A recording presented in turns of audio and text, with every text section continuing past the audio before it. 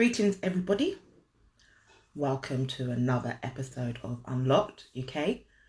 We will just be waiting for Anne-Marie to join us, and then we will get the show started.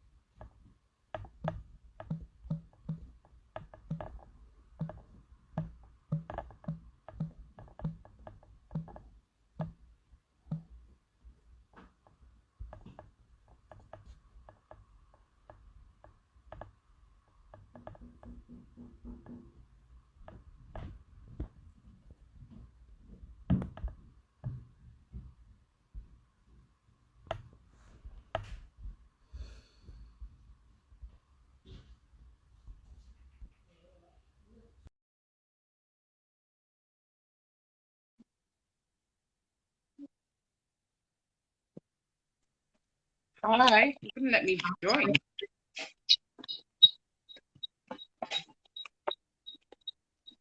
How are you? I'm good, thank you. I'm a bit close.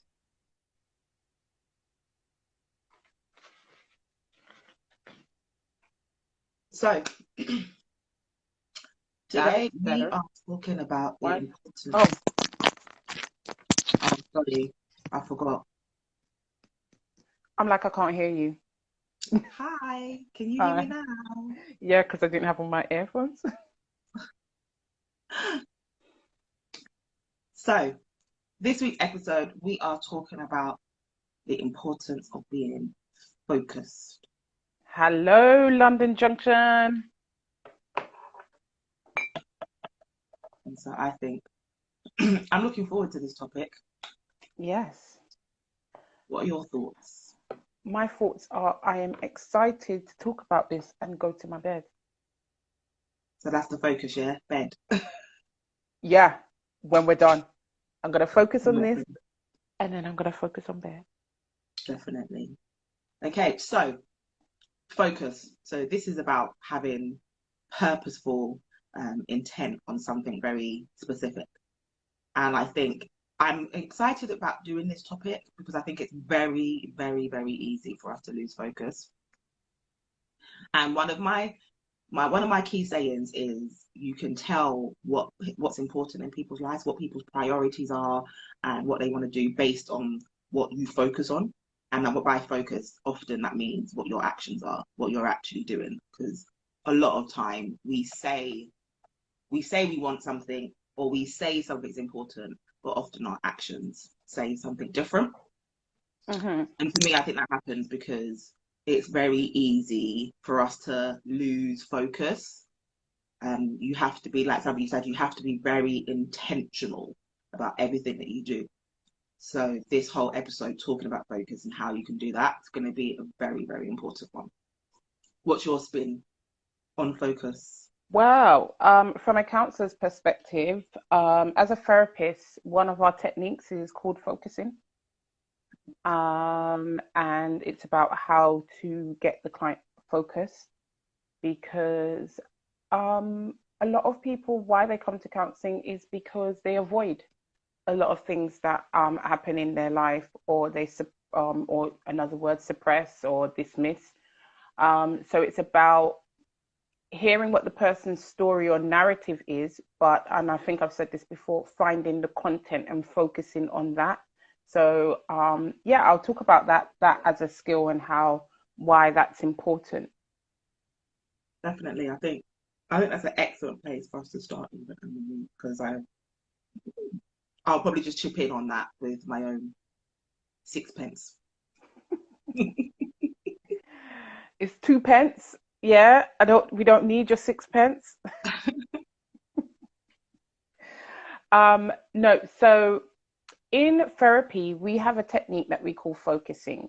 especially if you're a person-centered therapist. And what that is about is getting the client to understand what actually is happening for them and why maybe patterns are being recreated, why maybe they're acting out certain behaviors, making certain choices, why they feel unhappy, right? And you can imagine, right? A client could bring in 10,000 things into a space, right? Now, what that person wants to do is they want to address their issues, but what they end up doing is dancing around in all these different spaces, okay? And as a therapist, or even as someone in business, what you need to do in order to run your business is find out what that focal point is. What is the source of different elements that are happening? Because sometimes they're all interlinked, right? But you need to be able to get to the source, understand what the content is in order to solve the problem, right? So what's There's one of no, the things that they do to get to the source? well, as a therapist or the client? Oh, well, both. Well, well, a client tries to avoid, as you can see, or as you may know, even in yourself, in your business, you may have 20 things to do, right? But you potty around with these 20 things, right? And you do one, and then you move over, and you do this, and you do that, right? Nothing's getting done, right? Because your head is all over the place, and you're trying to do too much at once, Mhm. right? Now, the actual problem or issue that you have is being clouded by all of these different things. So what you need to do is really sit back and understand your business, understand what's going on in order for you to start making choices and decisions that help you eradicate all the outer problems. Yeah. So from the inside out. There's no point tackling the 10,000 things on the outside and missing the core, Mhm. right? So, and if you've ever read this book called Power of Habit, Mhm. which talks about us as human beings being creatures of habit Yeah. and how to break that cycle, right? So and for example, that's why a lot of business may fail. That's why a lot of people may feel constantly depressed or have anxiety because they're not actually dealing with the source of the issue, right? So can you imagine if you had a business and what you were getting is loads of people calling in sick, loads of people taking time off because of injuries, loads of people then being unhappy at work. What do you feel the source of that issue is? The sort. What was you gonna do? I don't know. That Well, that sounds that sounds like that company's a nightmare. okay, right, but then you have to soothe underneath all of those stories and what people are saying they're feeling or is going on to understand the feeling that everybody is having across the board, which is to be unhappy and unsatisfied. How can you solve that problem, right? So, for example, in that workforce, in that industry, maybe what the issue is that they do not have good health and safety policies that keep their employees safe. If they're not keeping their employees safe, then their output is going to be rubbish, right? Because you're going to lose a lot of manpower, you're going to lose a lot of time, and you're not going to be able to make the products that you need in order to sell, in order to make the money, right? So if everybody health was priority, Mhm. right, and everybody knows that that's something that they need to work on, and that if they keep themselves safe, they keep everybody else safe, what you will realize is that you establish a new culture in the industry, right? And in establishing the new culture, all the other things start to filter in because now employees are putting in a good input. They're making much more than products or services than they would. So they've got more to sell. They become a trusting, reputable business, Mhm. and people buy into that, right? So then it becomes a win-win situation. But if you try to tackle all the 10,000 things, oh, we're not making money, but you're not dealing with the source, what's going to happen? So It what falls happens apart. though? How do you help an individual who comes in with they've got all of these different things and they're not focusing on that, the core? How do Mhm. you get them to identify what that is? You can't get anyone to do anything. I know this, right? You can try, like I'm only there for support, right? So my aim is to try to bring it to your awareness. The funny Okay. thing about awareness, right? This is my term. Awareness is a bitch because once you know, life could never be the same because you can't Yeah, pretend like you don't know.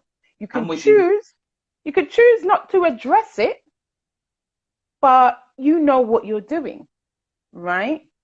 I say that all the time. That's one of my like kind of key sayings, this whole idea that once you've seen it, you can't unsee it.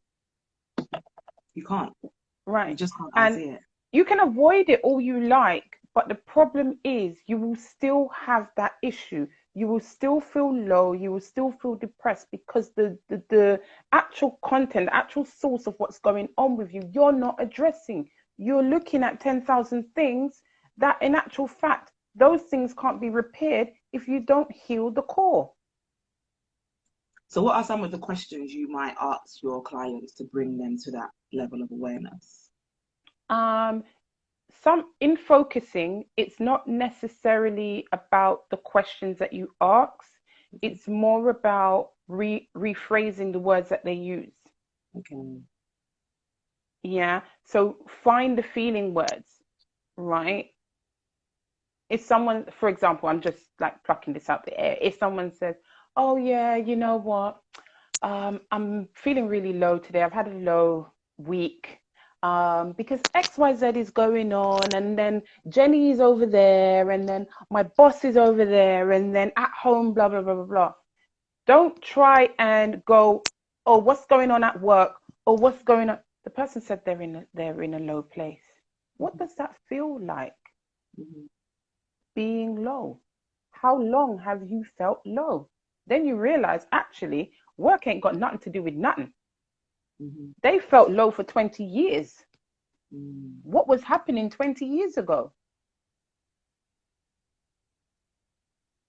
Okay, I see. That's a bit that I never thought about that in that manner because that's actually something that we do in coaching, reframing what people say to really give them a understanding about what it is. But I had never really thought about it from the point of view of actually catching the feeling behind Mm, that because that is often what is leading us. And why that's important is because what I was going to say is what we often do, we as well as avoiding, we end up avoiding because you can be led by our feelings. yeah. And so what happens is you have a plan, right? So you started that plan. Whatever it is I'm trying to do, I'm opening my business, or I'm trying to work well at school, I'm trying to be better in somewhere else. And and at that, when you first set that goal, you're focused on it and you're saying, this is what I want to do. And Exactly. you kind of work out, a few steps of what it is that you need to do to achieve that. And Mm, I think it's very easy for people on the outside to think, okay, but if you say that you want to be successful at something, or if you want to do something and you've set this is your goal and you know the steps that you need to take, why aren't you doing it? But the problem is when you get rejection. So, for example, I know that one of my things are I can persevere and I can continue and I can say, look, I might not take no for an answer, but I'm still human. I'm still human. And there comes a point where after a maybe after a it's continuing after the third no. So once you're trying to do something, you're gonna send something, you're gonna go somewhere, and it's about not letting that feeling of okay, I don't want to hear no. When I get in that feeling, because when you get in that feeling, I feel like okay, or I'm not gonna ask you again, or okay, I'm not gonna do that thing again mm, because what the feeling I'm at feeling is I don't want to feel rejected. I don't want to hear no. I don't want anyone to think I'm silly. So that new feeling ends up dictating your actions. So you end up going on another path because the new focus is not getting rejected, not feeling silly, not feeling something else. And so you shift and you end up somewhere else. And that's all because of your feelings. And Yeah. so it's very important that you maintain that focus. And I guess it's about checking in along the way when you looking out for those feelings that are taking you off path from Yeah. the thing that you're supposed to be Doing. focused on. So that Yeah. was a Like, really good yeah. point. Yeah. Like procrastinating. Right. You know, home in on the fear. It makes no sense you running around with all these 20 to do things on your list. You are in a state of procrastinating. Understand why you have fear around, for example, failure, right? Because otherwise, you're not doing much. You're like a headless chicken in a coop. You can't find none of the eggs. Yeah. It's not really going to help you develop your business, your craft. Just we could say a few shout outs because there's oh god, this has gone a bit funny. I don't know if you can see it. Can you? What's There's that? Abdi, Maddie, I am me, Irie Yeah. Myrie. Yeah. I've waved to everybody that joined us. Thank you all. Hello everyone. Hi Jade. Hi Jamila. Yeah. So I feel like it's really important for people to focus and understand what their patterns of behavior, right? Because those patterns are not going to change. And the human beings, right? We are really funny, right? Because imagine you have an issue with how you feel. However, your way of dealing with it is to become very cognitive and logical. Feelings do not care about logic. I feel what I feel, right? Mhm. It doesn't care about logic. So, how can you respond to your emotions from a place of logic? What your emotions want is understanding. Mhm. And you know what? That's a really good point because one of the big things, particularly being female, okay, so we've always got this thing where it's like, oh, women are emotional, and it's always painted negatively.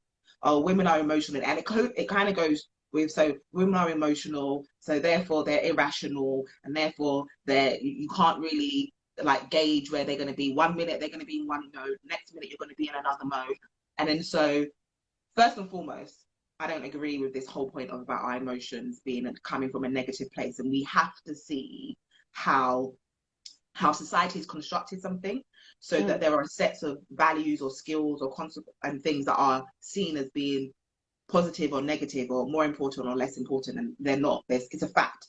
The point of it is it's an emotion. The value we place on it is us, those values that we place in it, but we need our feelings. And I'm very much a feeling person. So it's all about how I feel. If I feel like I'm connected to something, if I'm motivated, if I'm interested, if I'm valued, the majority of things that I do are connected to that. And if I'm not interested in something and I feel like doing it, it's very hard for me to kind of get things done. And as I've got older and as I've gone further in my career and honed my skills and really identified what I like and what I don't like, it's becoming increasingly difficult for me to do mm-hmm. things that clash in that area. But as Yeah. much as I'm a feeling person, I try, so I can't say 100%, but I try as much as possible to not be led by those feelings. Or what should I say, wear my feelings on my sleeve in the sense of I try and read them, try and read them so that when you do have a particular type of feeling, I'm aware of what it is. I'm aware of what it is. I understand it. Try and gauge all the information around me to see what is it that has triggered that This. particular feeling, Mm, and that's where the logic comes in. It's I've understood it first, and the logic is, listen, this is coming from a place and it's okay. Whatever you're feeling right about now is genuinely okay. okay. It's fine to feel that. It's every single feeling, positive and negative, because we're always hiding from the negative feelings. But every single feeling is okay to feel. What we need to do is identify where it comes from so that we can take appropriate action according to those feelings, rather than just, as I say to everyone, anger is a secondary emotion. Okay, it's not true. When you get triggered by something, but anger is, I'm hurt, I feel disrespected, something, I feel insecure. There's something that's happening. It's not a direct emotion. So you have to understand kind of like what's happening underneath that.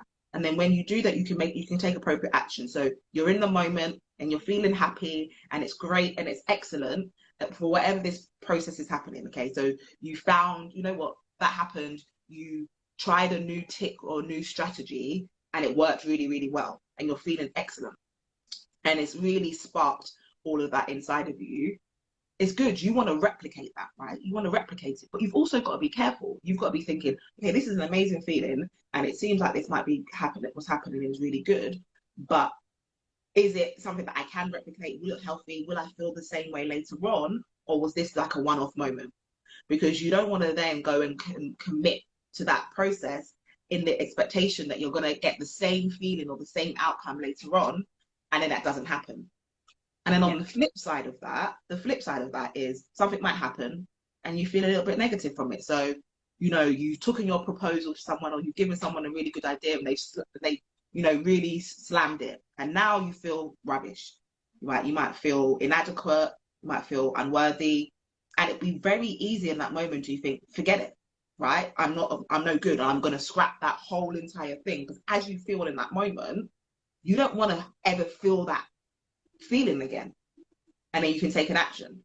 And so I say, no, own every single feeling. Know that, okay, those negative ones, you feel like, you know what, there's two things, right? One side of it should be an identification to say, okay, I'm not going to put myself back in that sort of situation, or I'm going to try and prevent it so that I don't feel those feelings again. But also the other side of it is genuinely, someone might have given me, I say it all the time, if I've worked really hard on something and someone gives me a piece of feedback, which is, it's done well, it's positive criticism, but it's a criticism, right? You told me something that I need to improve to do something better. My first instant feeling is like disappointment, defensiveness, because I tried really hard. That's natural and it's fine. I don't think it's a problem us feeling those things. Own it. In fact, I'd be worried if you've done a piece of work to the best of your ability and you've got some feedback and someone has said it needs to be improved, and that didn't touch you a little bit. It should touch you, and that's okay. But what you shouldn't do is take that to some next level and use that to kind of value your whole self. You should see it for what it really, really is. So that's what I mean when I say take all those emotions and those feelings and accept them for what they are in that moment, and then but use it. That's your logic should come in once you've understood it, and then you make decisions like based on it. And I think I'm very irrational.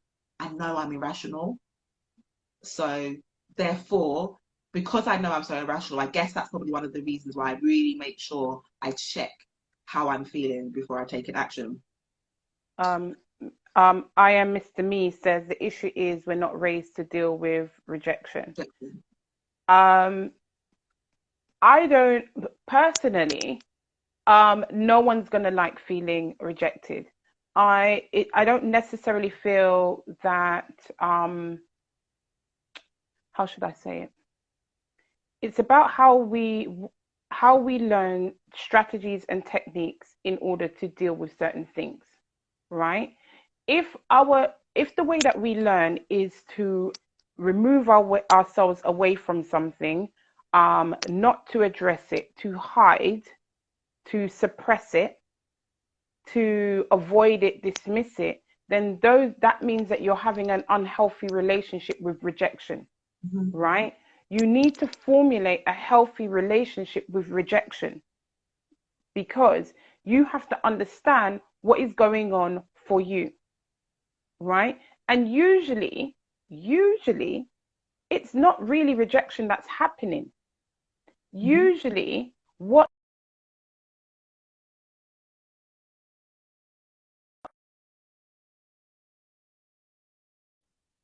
Are you still here, Martha? Okay.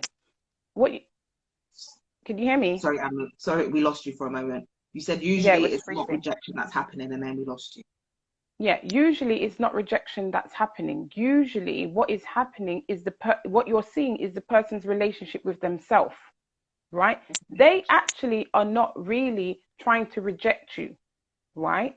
What it is they have some form of feelings, underhanded feelings that they haven't dealt with, their own issues, right? And so what that does is put them in a position of where they push people away rather than dealing with what they've got going on, right? So when someone is rejecting you or you feel that they're rejecting you, you have to recognize that this might most likely be a reflection of their relationship with themselves. It's got nothing to do with you. Do you see what I mean? Yeah, but some of it is rejection though. I don't think, and not rejection in that you're not. I think the key thing about focus is when you pull in information. Okay, you've asked me something or you've wanted something, Yes. and the answer has been no, or it's you that I don't want. Then that might be the rejection because you wanted something and you're not Yes. getting it, and the But answer might be that's no. your stuff. Do you see What do what you I mean? mean? If someone says to you no, Hmm. right?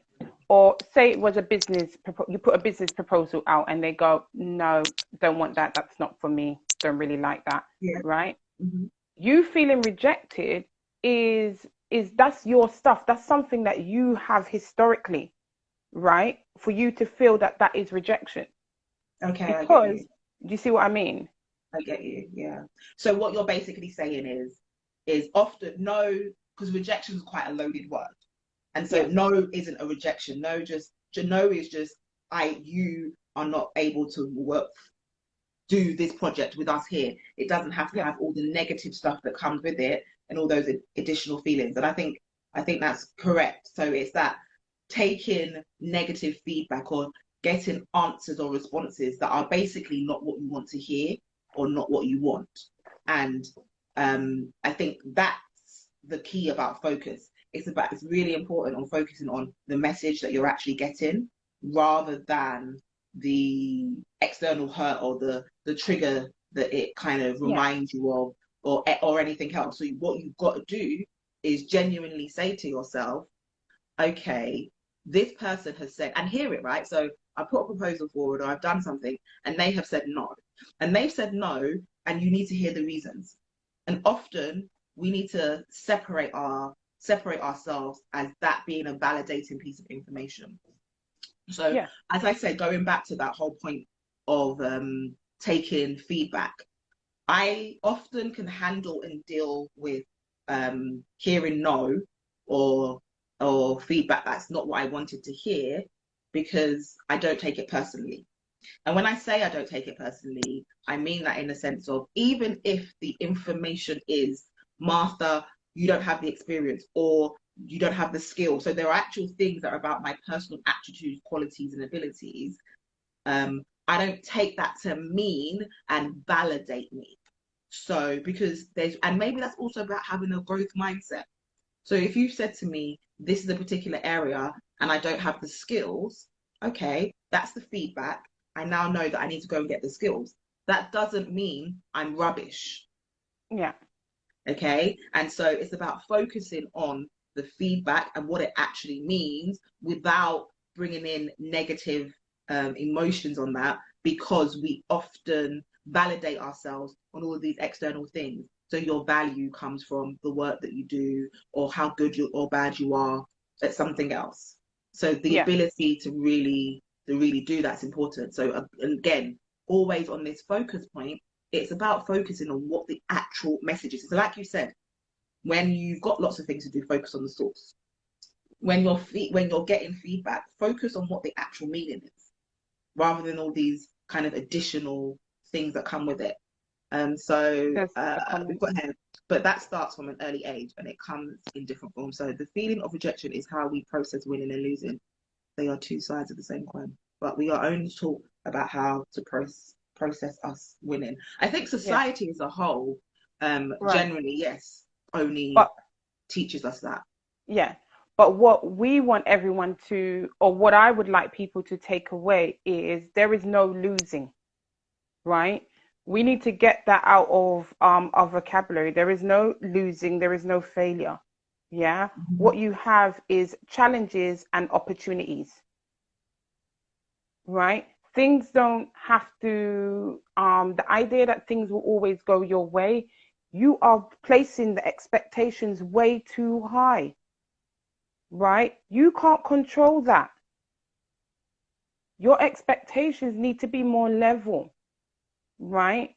It can't always be up there, right? And if you don't get up there at this present moment, it's not that you have failed, Mhm. it's that you have more opportunity, it's that there is a challenge, right? How can I get through this challenge? How do I maneuver around this hurdle? So you have to start asking yourself how questions. How can I? How? Yeah. Right? Then take yourself to what will it look like so you can start visualizing, right? What would it feel like? So you can start to have that deep feeling so that you can become more connected with it, Mhm. right? We have to start prioritizing and planning, right? Not just deciding to, okay, this is a business that I want to do. I've got 10,000 things, and you're running around doing all these like little 10,000 things, but you're not securing the foundation. Yeah. Yeah, what's going on in the core, right? These obstacles, these challenges are not meant to break you. They are meant to make you. Start using different words to understand what is happening for you. I'm not saying that trauma, that someone hurting you, rejecting you, that it's not painful. That's not what I'm saying, right? Allow that to come in, accept that you are hurt, right? But then the next step is you need to understand that hurt, right? And after you've understand that hurt, it's like, what am I going to do now? How do I overcome this? What steps do I take next? I think also that comes from, uh, so we talk about it and it's a natural process. I think it comes from the idea that whenever you hear about, you always see the success. So whenever you hear a story, you hear a little bit that I came from. It's always skirted over. You hear that I lived in the car. You hear that I lost my house. You hear that I went through the divorce. You kind of hear those things, but they are always but to rest as a stepping stone. They're kind of like, I'm this successful person. These were kind of the things that happened, but you don't really hear about it whilst they're going on. You know, they're always like an afterthought. And I think part of that focus in particularly being realistic. So that point that you're saying about everything's not going to go our way and we have to set realistic expectations. I think that's true. I think we can have ambitious expectations and goals and focus and really focus high. I believe you should do that.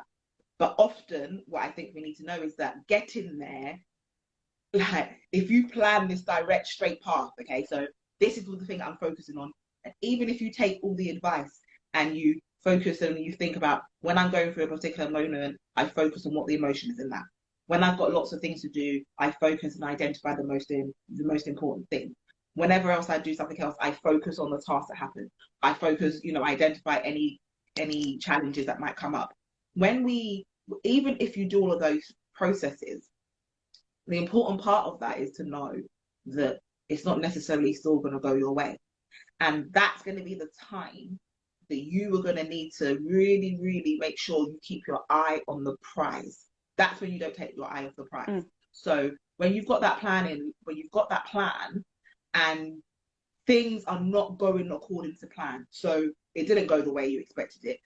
Something, most things it's going to be out of your control, but some unforeseen thing out of your control has changed the trajectory of something. That's the time when you're going to really need to home in and focus and remind yourself, why am I doing this?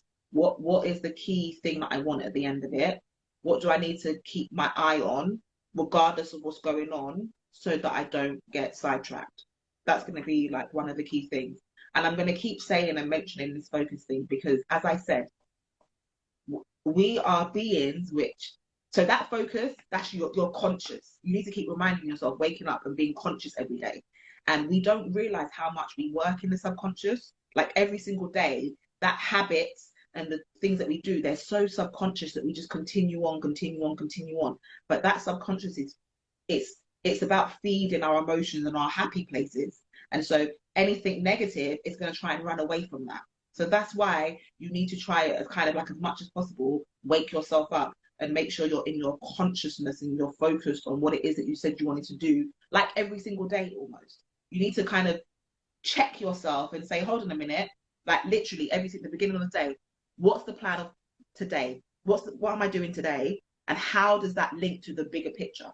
Because the plan to do whatever it is, no successful person, no matter where they are now, just woke up and got there. It was a No. 5 year, 6 year, 7 year, 8 year, 9 year, 10 year, 20 year, 30 year achievement. And so every single day adds up to that achievement. Can I And just add on that yeah, before you move on? Because I think this is the thing that people don't realize. Yeah. If you find that there is a successful businessman, right? He became successful at his or her business at 30 years old, 35, 40, right? People only see when that person has arrived, right? There was a lot of build up before the arrival. The person has been on this planet for 35 years, 40 years. You don't, business, you being successful in your business is not determined on just that 5 year plan that you set up. Your whole entire life is yeah. invested in where you are now, right? You didn't just get here. Your whole 35 years, 40 years of living is invested in that.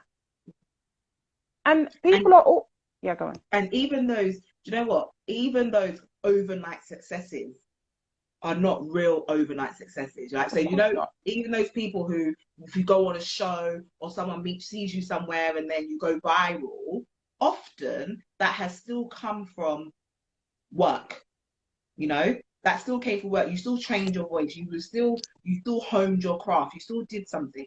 So it still came from somewhere. So the point of the day where you got recognized and you achieved something may have happened overnight per se, but there was work happening Of course. behind that. And I think I'm always saying to people, listen, the greatest people in the world, okay, everybody that's successful will tell you that somewhere along the line, they will tell you somewhere along the line about a challenge. They will tell you about a point in time when someone didn't believe in them. They will tell you about a time when some people that didn't believe in them went as far as to say to try and discourage them. They will tell you about a point in time when they thought about giving up. And the key thing at each of those times was that they didn't listen to that thing and they focused on what it was that they wanted to achieve. Yes, That is what they did. exactly. And I think it's really important for everyone to, when we're saying focus on what they wanted to achieve, I think the biggest element is understanding your why, knowing why you are doing something. There's no point you setting a goal, right? And you have no clue why you're doing it. Oh, I just want to get rich. Okay, then, because you're going to lose focus very Do you know what? quickly. Hold on 1 second. Do you see this rich thing as well? It really annoys me. So I remember when I was to teach the children, and I'd say to them, "Okay, you want to be rich?" I said, "It's fine. It's not a problem. You want the money. That's not a problem. But what do you want the money for? What's the why? Why do you want the money?" And I'm telling you, no matter what, even the naughtiest kid, even the meanest kid, wants that money to do something socially and with others. It's very rarely is it by themselves. Oh, I want the money so that we can floss with my friends. We can go on holiday. I can have a family. I can live somewhere nice. I can do everything else. And I say to people, so what you're focusing on. So it's not really money that you're trying to achieve. That's a means to something. And I think and so it really frustrates me when people say, oh yeah, money might not buy you happiness, but it gets you there, or money's not everything, but you need money to do these things. Yeah, of course. that's not what we're talking about. But we're saying it's a means to something. And if you don't understand that, what you should be saying and focusing on is what that means is. So what I want is a house.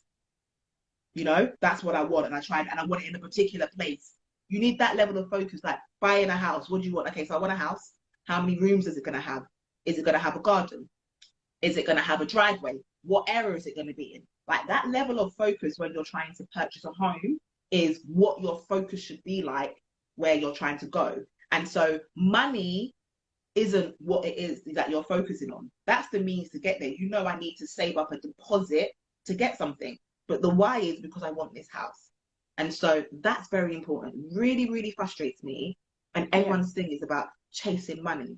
And that's the reason why there are so many of us in workplaces and our well-being is shot because you took on jobs or you went in places because you looked at the salary and you didn't really look at what that meant to the quality of your life. And so now you're making all the money that you had been screaming about and you still do not feel fulfilled. And you don't understand why. And you don't understand why because you've been focusing on the wrong thing. Yeah. Most people look at things in an instant way. What's the quickest way that I can get this? How can I get rich quick?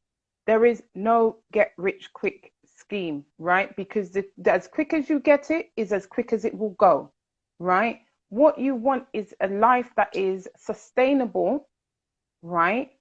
And you want it to be delayed because you want to work through all of that stuff that you've got going on, right? All of that rejection, all of the things that you fear, all of the things that block you from achieving your goals. You want to work on all of those things, right? That's what the hurdles are there for. That's what the challenges are there for. Or if you someone mentioned losses, that's what they're there for, right? So you can build yourself as a person and you can understand who you are. The focus is you. You are the center of everything, right? You cannot ignore how you feel, right? You have to prioritize you. You have to prioritize. You have to know to the core what are your priorities, right? Not the 20,000 things. What are the main things? What main thing do you need to do? Do you need to address rejection so that you don't stop yourself from doing things because you have risk of being rejected? Do you see what I mean? Is that your priority right now? Right? Do you know why you want to, as you said, Martha, be rich? Do you know why? Why? Is that because when you were growing up, you had nothing?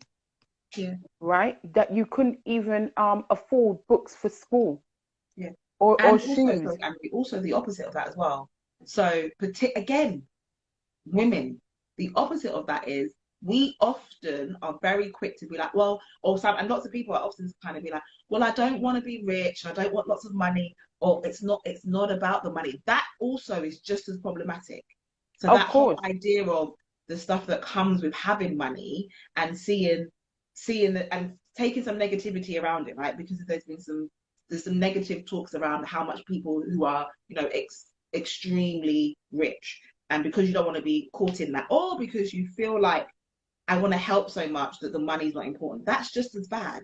The opposite, the one extreme to the other, both of them are just as bad. So also, I don't want to be hearing that whole point of where it's almost as though we start shunning people if they say, I do want to earn a particular type of amount of money your why. So I want to earn a particular amount of money in order to live the lifestyle or do the things that I want to do. Money is not the devil, okay? It's not evil. No. It really isn't. People are evil. Okay, so the things that we do with it and all the rest of the stuff, but money really isn't evil. So again, you have to have both of them. Because either way, if you're just chasing money with no purpose, then you're going to get it and not feel fulfilled. But if you don't have a positive relationship with money and that kind of thing of you're thinking, I don't know, money's wicked and evil, then again, you're not going to be pulling in the money that you need. So you have to make sure you've got a good balance. And Anne-Marie, what you said about the focus being on us is kind of the key thing, the key kind of point that everything I say is about. And this whole idea, again, in the society of focusing on we've come to a thing of people focus on ourselves. It's always become synonymous with being selfish. And it's not, in a negative way. And I have to keep saying to people, listen, first and foremost, if you are not in a good place, you can't help nobody. You cannot help nobody, first and foremost. If you are not full, if you are not full and you are not content, then you also can't give from a genuine place. You can't give from a genuine place. You need to be filled and overflowing, so that giving is nothing to you. Yeah. Because you feel so contented. Yeah. Often one of the biggest issues is that we give or we do things from a place of expectation. We're not doing it genuinely from the care and the goodness of our heart. We're doing it because we're expecting something. So, we're saying, okay, so if I do this, the expectation is that you're going to do that. And 9 times out of 10, that doesn't happen. And that's where the resentment and all the negativity and the upset comes in, because you have been pretty much living your life doing things for other people, expecting something, or shining something from someone else because you expect people to treat you in a particular type of way. And then when that doesn't happen, you feel aggrieved, and then more things happen. But if you were giving with no expectations, then it doesn't matter. So if someone doesn't say thank you, it doesn't upset you. You don't even feel like, I'm not going to do it again, because it doesn't matter. And you have to, I'm telling you, we will be such better human beings, and we will be in such better places if you just understood to focus on yourself. It is not selfish. There's a very big difference. Exactly. It's not about being selfish, okay? It's not about that at all. But you have to put your priorities first. You first, as I say. Put yourself first. Because when you do that, and you are in a place of contentment, we are social creatures. Everything that you're going to want to do is going to be about helping other people, sharing it with other people, experiencing with other people. So happily, without any sort of expectations.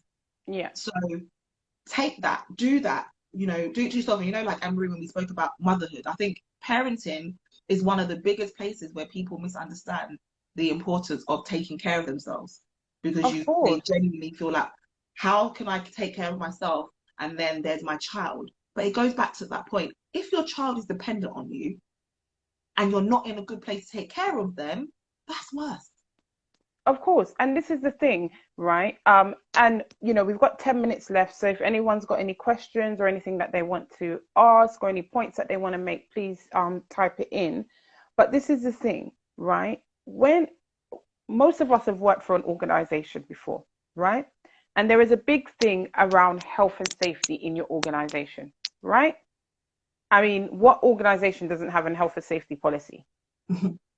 Okay. Nowadays in 2020, bloody hell, can you even step without doing anything? Right. And the first thing around health and safety is keep yourself safe. Make sure you are safe first before you reach out and help anyone else, right? So that means that if you're taking care of your own safety, then you end up taking care of everyone else within your reach, their safety, right? Because if you're someone who is taking the fire extinguisher and propping up the door, right, then you're not really taking care of yourself, because you know that fire extinguisher could drop and break or whatever, and then malfunction or whatever it might be. You're not supposed to even keep a fire door open, because the whole point is to contain the fire. So you're not keeping yourself safe. But if you keep the fire extinguisher where it is, right, where it's supposed to be, so that if there is a fire, anyone could find it, including yourself, you've not only kept yourself safe, but you've kept everybody else safe, right? When you go on an aircraft, first thing they say, if there is, some form of emergency, you're supposed to take care of yourself first before you start helping your neighbor, your child, or anyone. So this is not a new thing, right? The idea that focusing on yourself, taking care of yourself is selfish is ludicrous, right? Self-care cannot be selfish. You have to take care of yourself and focus on you in order to be able to see others and support others. It's That's the all part of that bottom thing. line. Charity begins at home. All of these things. If you, I suppose on the kind of towards that kind of close, the key idea is you are the focus. You have to focus on yourself, your purpose, your why. Okay, that needs to be on that goal, on that list in every single part of your life. As a coach, and lots of people would have heard of the Wheel of Life. All of those 12 areas, 16 areas, 20 areas, because we change the number of areas as we go along, right? So all of those areas though, family, relationships, career, finances, leisure, everything, all of those areas, whatever goal you have in each of those areas, number one focus is you. What is my purpose? What is my why in each of those areas? That's the top thing. And then once you've done that, it's okay. So what is the goal in each of those areas to satisfy that why? What is it? And you're always keeping the focus on that. And each point, the kind of change of that is how do each of those areas make me feel? Because we are human beings. We have feelings. And if you think for 1 second that those feelings are not important, you're highly mistaken. Man, female, child, whatever. It's all about our feelings. So I think it's important to actually name it, say it, and consciously say, I'm focusing on what are the feelings and the emotions that are going to come about based on the targets and the goals that I am focusing on each of those different areas of my life, because we don't do that enough. It's almost a bad word. It's almost as though whenever you're talking about goals or planning, it's just concrete stuff. Yeah. There's no Trying to be interpersonal. being cognitive doesn't work. All the time. Put that in there. And then contingencies. Because everything ain't gonna go to plan. So this is my big old plan, but what's the potential blockage? What's the potential sabotage? And how do I overcome? And often and people might think that my family's like crazy or something.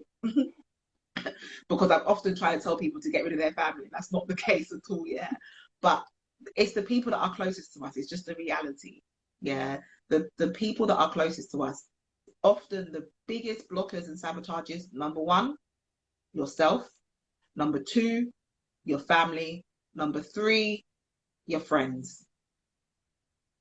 That's often the biggest things that come into that. And that's why I say it's really important that we look and we check those relationships, because they're the most important relationships in our life, and therefore naturally it makes sense that they'll have the greatest impact and influence us the most. But I think if you think about that as a big life plan, that's going to keep you focused on the things that are important, that are going to give you a good quality of life and good well-being in everything that you do. Yeah, definitely. I mean, we've got like, what's that? Oh my gosh, 4 minutes left. 4 minutes. So what you closed on, Anne, because that was my close. Oh, was that your close? That was my close. Okay, my close is, I'm more or less repeating what you're saying, right?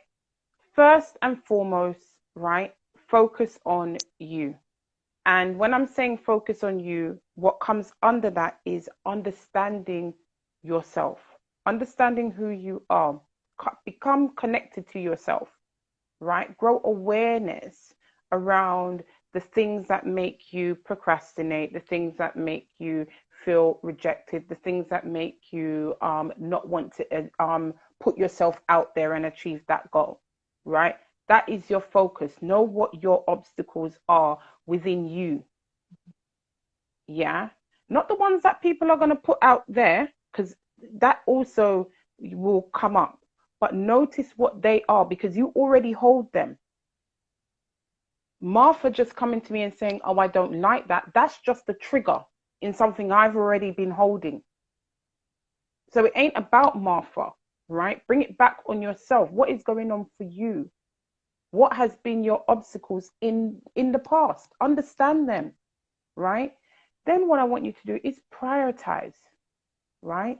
You've got to plan and prioritize, right? There's no point in setting goals and you are a headless chicken in a coop. Prioritize, right? Really know your why. Because when shit hits the fan, that is the only thing that's going to allow you to refocus. Yeah. Know your why. And you said purpose. Know that, right? When shit hits the fan, this is the only thing that will allow you to focus, knowing your why. Okay? And I just want to make this clear as well. When an obstacle presents itself, right? I would like you to see it as a challenge, to see it as a way of something to overcome, right? It's not there to break you and put you down in the ground and, cover you up and everything is ended. No, right? Just because you started at A and your vision is going to get to Z, you do not have to go down a straight line. You do not have to go down a straight line, okay? You don't have to. You're never going to. Well, you're never going to. But if you have an expectation that that's what's going to happen, you're already setting yourself up, right? Just because an obstacle comes at C, right? It doesn't mean that you give up on Z. Yeah. You have to find another route, okay? You don't give up on what your end goal is, no matter what. You don't sacrifice that, because when you're sacrificing what you really want, what you're saying is, I'm sacrificing myself. You are reinforcing the idea that you are not good enough. It is not for you. Who said? If that's what you want, no one can tell you otherwise. And the last thing is really understand how you're going to feel when you get that prize. Yeah. Yeah, focus on that. That feeling. It feels good. It feels good. Definitely. Yeah. Well, I hope that was useful to everybody. I really like this topic because I think it underpins everything that we kind of say and do, both of us. And so I'm going to leave you on the idea of, remember to focus intentionally on yourself, your why, and your purpose. Yes. Send us your love hearts and please share this topic of conversation. Okay. Thanks, guys, for listening. Thank you.